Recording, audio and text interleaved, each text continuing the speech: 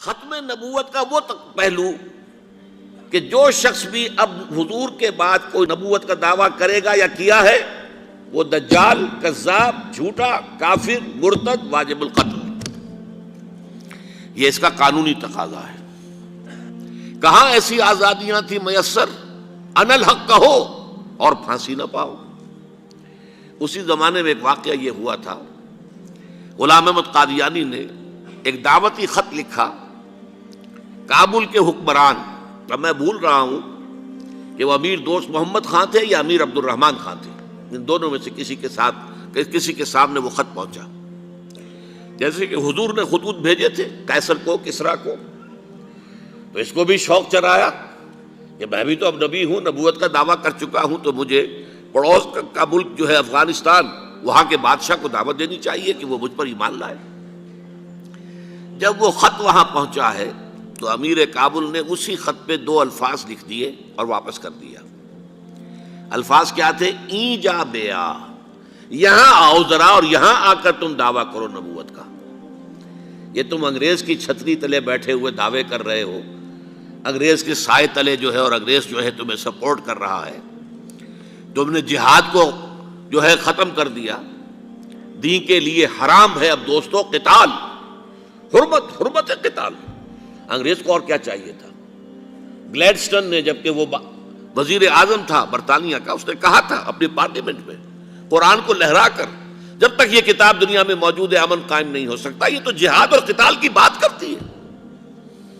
ہم پر اللہ کا بڑا کرم ہوا تھا، اس میں کوئی شک نہیں۔ اس ملک میں 1974 میں جو فیصلہ ہوا قادیانیوں کے غیر مسلم اقلیت قرار پانے کا، وہ واقعہ یہ ہے کہ بہت ہی مبارک فیصلہ تھا۔ اس کے لیے تحریک جو اٹھی وہ بھی بہت ہی عمدہ تھی، بہت پرامن تھی، بہت منظم تھی۔ مولانا سید محمد یوسف بن نوری رحمۃ اللہ علیہ اس کے قائد تھے۔ کوئی سیاسی لیڈر جو ہے اس میں نمایاں نہیں تھا، خالص دینی تحریک تھی۔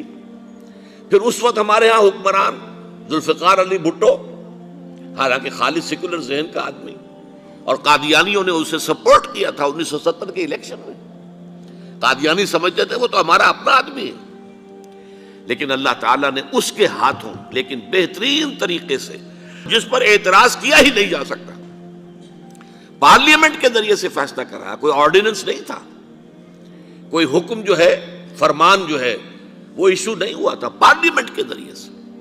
اور پارلیمنٹ کی ایک کمیٹی بنائی گئی جس میں کہ موقع دیا گیا کہ قادیانیوں کے سربراہ بھی آ جائیں، لاہوریوں کے سربراہ بھی آ جائیں۔ یہ دونوں سیکٹ جو ہیں قادیانیت کے، پہلے قادیانی تھے اب وہ ربوائی ہیں، ربوے والے ہیں۔ لاہوری جیسے پہلے لاہوری تھے آج بھی لاہوری ہیں۔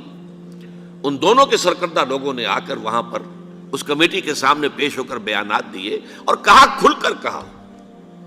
ناصر احمد اس وقت جو ہے خلیفہ تھا ان کا، مرزا طاہر احمد کا غالباً بڑا بھائی مرزا ناصر احمد۔ انہوں نے کہا ہم نبی مانتے ہیں، غلام احمد قادیانی کو ہم نبی مانتے ہیں، ڈنکے کی چوٹ کہا۔ لہذا اس کے بعد پارلیمنٹ نے فیصلہ کیا یہ غیر مسلم ہے، اور صحیح فیصلہ کیا۔ لیکن یہ فیصلہ ادھورا ہے، یہ بات آج میں پہلی مرتبہ کہہ رہا ہوں، اسے نوٹ کر لیجیے۔ قادیانیت کے فتنے کو کوئی گزند نہیں پہنچا ہے ان کے غیر مسلم قرار دیے جانے سے۔